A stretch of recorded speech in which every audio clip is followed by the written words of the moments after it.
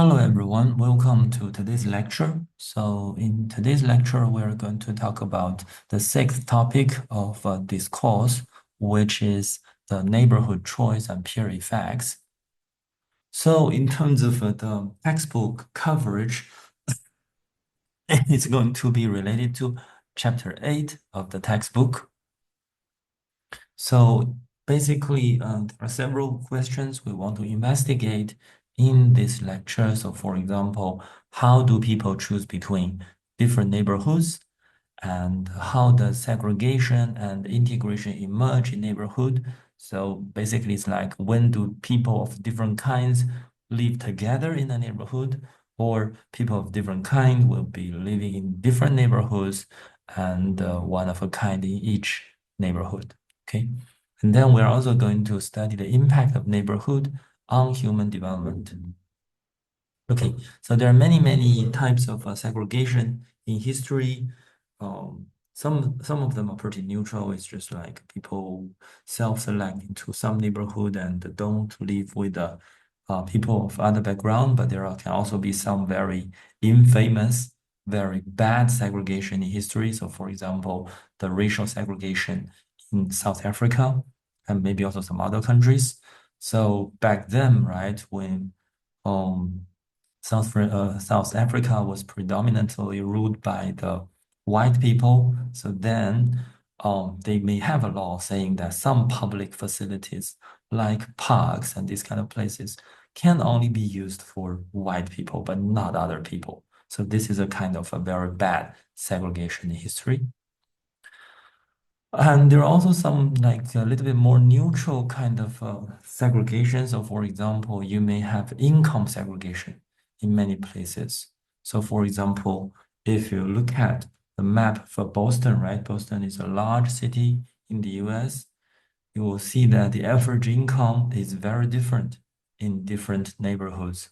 So the low income area, low income neighborhood can have as low income as only 8,000 US dollar per year. But in the richest neighborhood, the average income can be as high as more than 50,000 per year or 117,000 US dollar per year. Okay. And of course, you can also describe um, income segregation based on the poverty rate in the neighborhood. So, for example, you may see that within Boston, in the areas like more in the city center, you will see a high poverty rate, and actually you will see very low poverty rate in the suburb area of Boston. So this is also something I think we already met before, but um, just to repeat, right? So basically, you see that actually in many American cities, you will see the richer neighborhoods tend to be suburb area, and the city center tend to be poorer. So this will be quite different from, let's say, Singapore and other cities in Asia, right? So usually in Asia, we have rich city living in city center and poor people or low income people tend to live in suburb area. So this is completely opposite. And also related to this, there's a question you can think of, right? So we have the map of Boston. We can have the average income map. We can also have have the poverty rate. So which one do you think is more informative about income segregation? So I'll leave a few seconds for you to think, and then I'll tell the answer. So basically, basically the answer should be that the poverty rate is more informative about income segregation in Boston, because the average income, the average number, can hide many things. So just like, let's say they say there is a famous joke, right, saying that, okay, so if there's a bar, right, if suddenly back then people would say Bill Gates, nowadays maybe not Bill Gates anymore, maybe we would we'll say, let's say if suddenly Elon Musk joined the bar, then the average income of people in the bar will be maybe at least $1 million more per person. But that doesn't say anything about the income distribution, right? So this is something like a drawback of the average income. Because if you use the average income, your measurement is not going to be robust against outliers. So if you suddenly have a very super rich people in the neighborhood that can completely drive up the average income. So I think another example could be that in the US, this is also what people say. Okay. So you know that in the US, many rich people don't live in big cities. So for example, I think Warren Buffett also live in a very small town. And the fact that Warren Buffett live in a small town makes the average income of the town very high because the town is very small with very few people. So when you have Warren Buffett moving in, you have very, very high average income. But it doesn't say much things about what a typical life is like in Warren Buffett's hometown. And then, okay, so basically, so that's why we're interested in this topic, because usually we prefer that people in the same neighborhood may have some diversity and so on. So we don't quite like the fact that people have a too strong segregation. Okay. But first thing first, if we want to understand all of these things, maybe it's still better for us to understand the model for neighborhood choice. So basically, in urban economics, we usually always assume that people choose their neighborhood depending on the cost and benefits, right? Cost and benefits. Basically, their choice will depend on what is the local tax burden, and also it will depend on the what kind of public service or public good the local government can provide to the residents. So in our case, right, in our book, so basically we define government in a very broad way. So basically, as long as there is a local, it is a local public good provider, and the decision is set by majority vote. So then we call it local government. So it can be a real government, but can also be something like the management company or the condo union or something like that. Okay, condominium associations, business associations, and so on. Okay. So then, or we can just think about, okay, so let's just consider a case. Let's just consider a case, okay. So suppose that in a very simple case, there are only three people, three persons in a local neighborhood, and they need to decide on what will be the amount of local public park provision. Let's just assume that there are three residents. They have different level of demand for local park. There is a low demander who prefer a small park of let's say 6 hectares, and there is a medium demand voter. This voter will prefer 12, and there is a high demander. High demander will prefer that the park area is 28. Okay.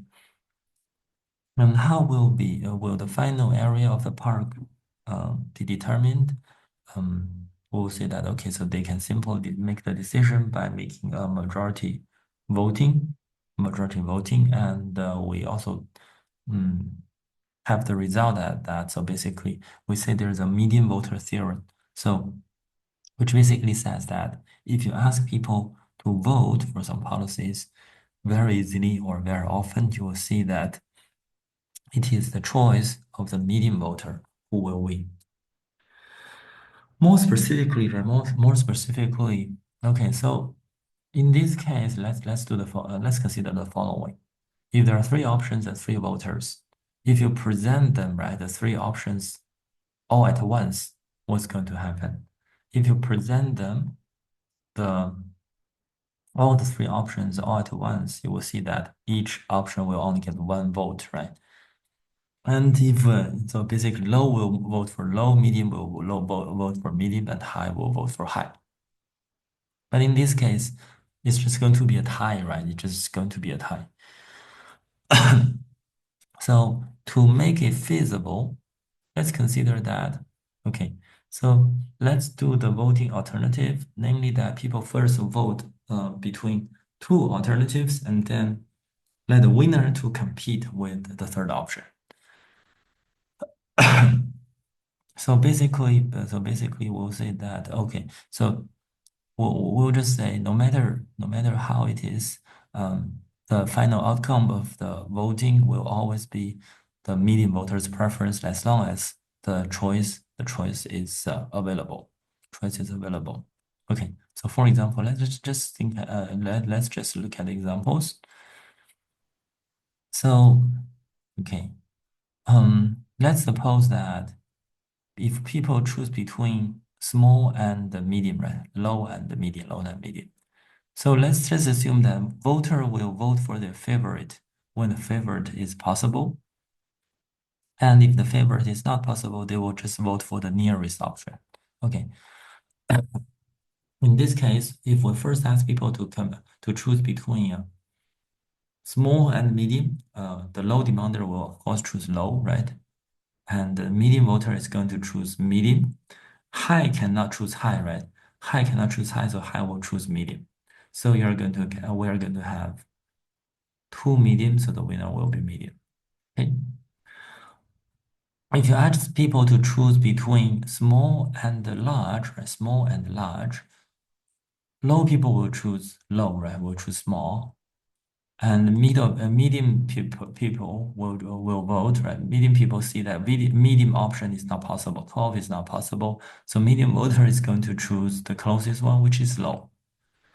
And for the high type voter wants to choose high when it's available, so it's going to choose high. And we see two votes for low and one vote for high, so the winner will be low, right? And then you can also ask people to choose between medium and high. Low want to choose low, but low cannot choose low in this case because low is not available, so low can only choose medium. Medium will choose medium also, and high will choose high. So medium gets two votes, the winner will be medium. So then what does it mean? It basically means that if you have, right, 6 vs, right, 12, then people are going to choose for 12, are going to vote for 12, right? And then if you ask the winner to compete with the third option, will vote compete with the 28, you're going to see that 12 over 28, the winner is going to be again 20, going to be again 12, right? So that's if you start with the first one, or you can also start with the second one. You can say small and large, right? Small and large, the winner will be small. Then the winner will be compared with the medium. Medium and small, the winner is still going to be medium, right? Finally, if you ask people first to choose between 12 and 28, 28, the winner is of course going to be 12. And if 12 going to be choose against the 6, the winner is again going to be 12. So basically this theorem, median voter theorem, basically just says that no matter how you start, in the end, you're always going to choose median. Okay,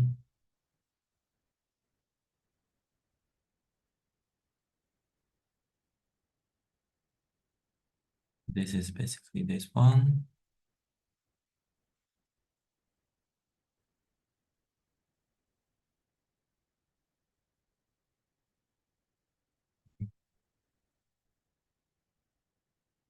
Then basically it says that okay, so in the long run, right, in the long run, no matter how they start, high, medium, low is always the neighborhood choice is always going to be medium. This also creates, right? This also creates incentive for the other two types of voters to move out of the society, right? To move out of the society. So in the end, there are going to be three neighborhoods. and one fully occupied by low demander, one occupied by medium demander, and one occupied by the high demander. So basically, this. In the end, there's going to be segregation. And in reality, this is also a hot topic, right? Hot topic. People choose their neighborhood because they want to enjoy a special kind of local facility or public good. So, for example, say that, yeah, even for a very famous TV star, right, a very famous TV star in Singapore, sometimes if they want to send their children to elite primary school, they will still have to do quite a lot for them. They will have to move near to the primary school, and also they need to work for volunteer works for many hours in order for their children to be qualified. And there's also another interesting example or story. They say that in year 2009, U.S. Billionaire actually Jim Rogers, he took Singaporean citizenship, and his wife also performed more than 40 hours volunteer work to join Nanyang Primary. So you can also watch, but in the end, actually, I think their effort also pays out. If you look at their children really speak very, very good Chinese. And then you will also see that, okay, in the US, there's a large variation of amenities or crime rate in different neighborhoods. You will see that in general, for example, for the different neighborhoods in Oregon, you will see that basically some rich neighborhood like Lincoln, you will see very low poverty rate, and very high performance in math. But you also see there are many neighborhoods with very low education score in math and also very high rate of poverty. And also, like in the US, you can also see in cities like Cleveland, you will see that the crime rate is very different for different neighborhoods. And again, in the US, somehow the city center is not a good area, and you tend to see the crime rate tend to be really higher in city center compared to suburb areas. And there's another interesting topic that is, I think, pretty American. It's not that salient in European countries or in Asia. So we know that in the US, there's an interesting system. It's called school district. School district means that in the US, the primary and secondary school are funded by local tax instead of the central fiscal tax. And it's mainly based on real estate tax. Okay, so basically the schools are managed by a school board, separate body of a local government. So the local government is going to just allocate a lot of real estate tax revenue to the school board, and the school board can use the money to hire the teachers and build a school to provide local educational service. Okay, and not surprisingly, in this system, usually the richer neighborhood tend to be able to afford better schools because they have more revenue from the property tax. Similarly, you also see some discussion about school districts in China, but in general, in China, it's a little bit quite different story. Because even though, let's say, if you at the first glance you see this very similar, like there are school districts in Beijing and Shanghai, and they used to be sold at incredibly high price. Okay, well, maybe not as much anymore nowadays, but I think back around the year 2019, 2020, you will see that some good school district houses in Beijing is sold at 300,000 Chinese RMB per square meter, which is about 60,000 Singapore dollar per square meter. I mean, 60,000, that's considered also very high, even in Singapore, right? And you'll see that sometimes there is also some like funny story. You see people buy very small, like a storage room kind of sized apartment in the school district just to make it possible for their children to be able to go to the local school. Okay. But unlike the American school district, in China, the local primary and secondary school are still paid primarily by the central fixed tax. So basically, the local schools in Beijing and Shanghai, they do not really benefit from the housing appreciation uh, in the neighborhood at all. Okay. When talking about this, right, talking about this, then a very natural question to ask is, what are the pros and cons for for a city to have for a neighborhood to have school districts? And do you think the schools should be funded by property tax? Okay, two questions. I think again, maybe I'll give you some time for you to think, and then I will share like my view on this.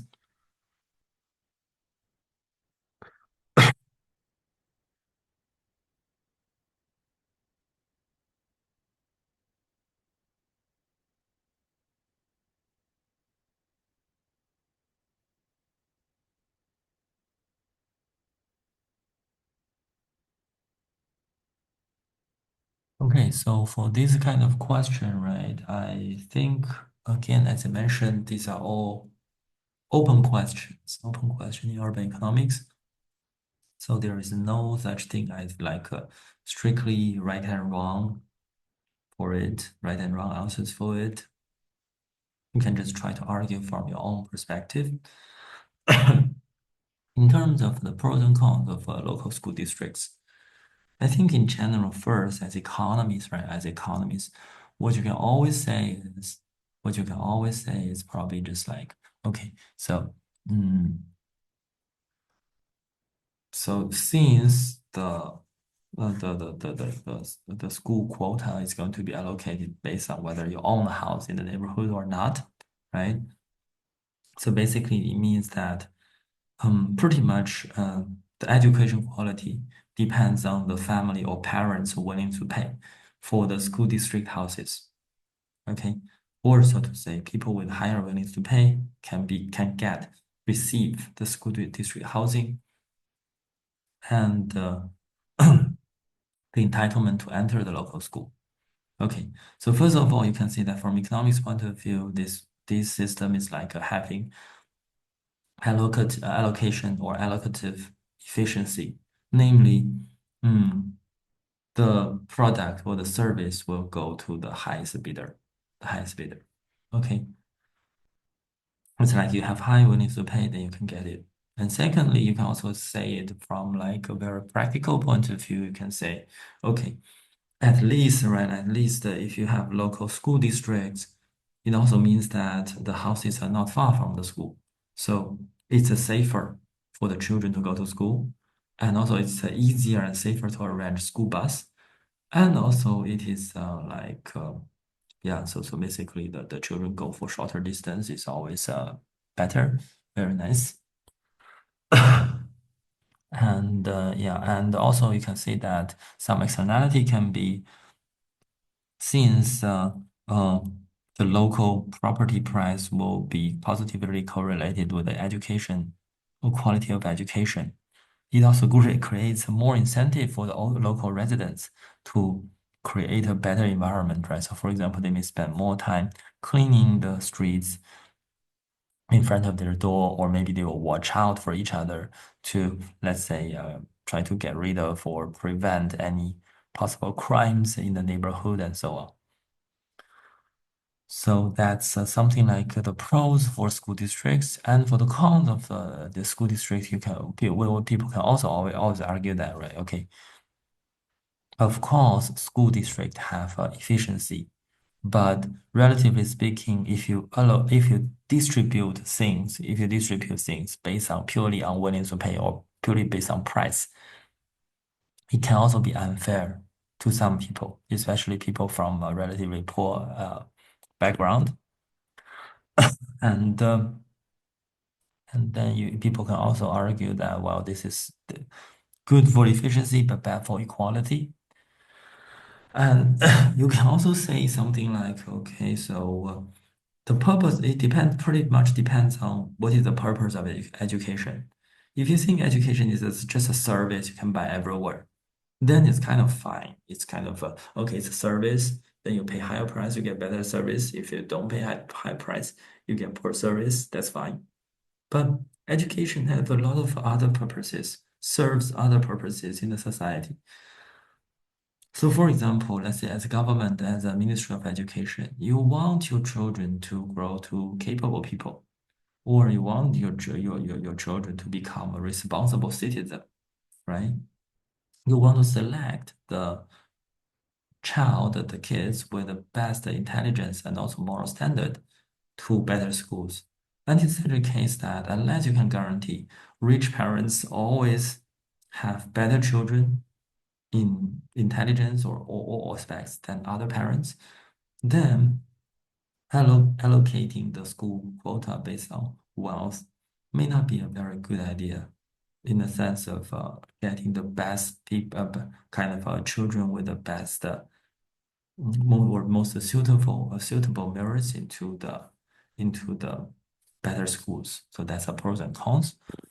And in terms of whether schools should be funded by property tax, I think in general,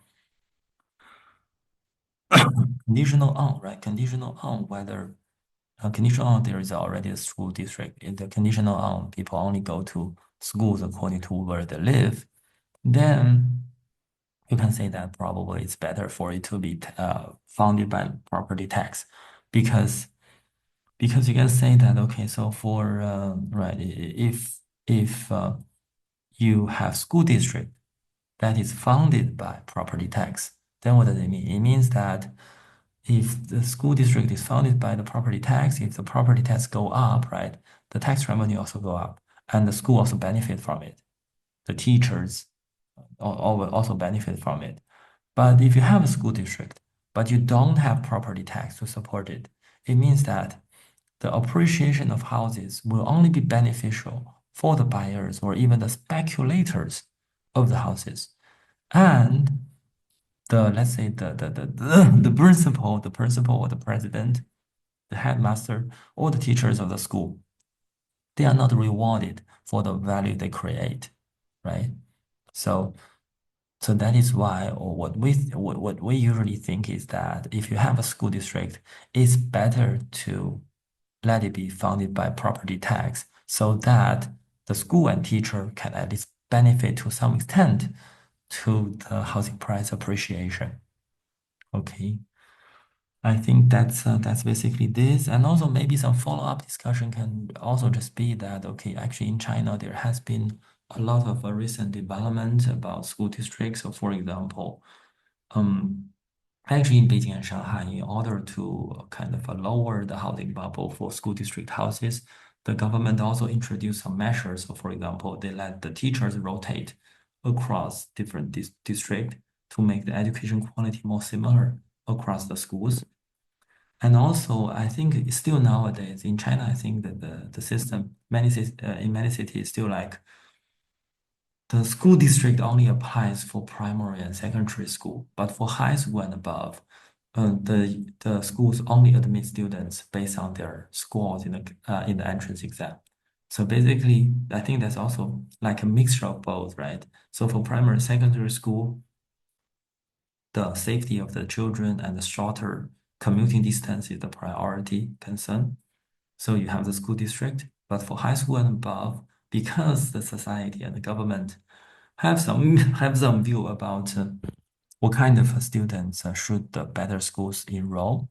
So in the high school and above, there is no more school district, and everything is based on the result of the entrance exam and so on. Okay, so basically, I think that's this for kind of a local neighborhood choice and also like pros and cons for school district. So I think yeah, that's That's a pretty good place to have a break. So let's have a short break and then we'll come back with the neighborhood externalities and neighborhood choice.